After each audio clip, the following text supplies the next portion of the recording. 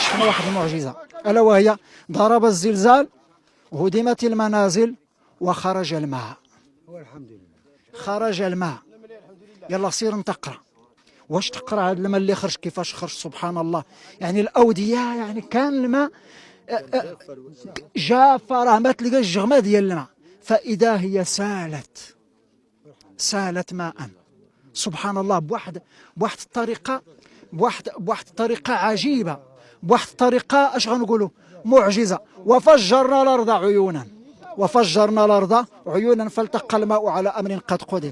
الزلزال يعني شوف دائما المحنة تتبعها المحنة تتبعها المنحة. حتى الآبار تحيا الماء يعني طلع سبحان الله.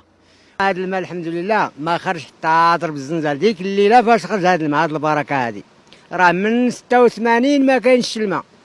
راه الشجر كاع ناشفين ميتين راه ما كاين غير. وهذا الخير الحمد لله شكرنا الله وحمدنا كنحمد الله ونشكروه على كل حال. والحمد لله اش غنقولوا امر الله يتصرف. هذا امر الله هذا قدر الله. الا بقى هذا الماء راه الناس غينساو هذا الشيء.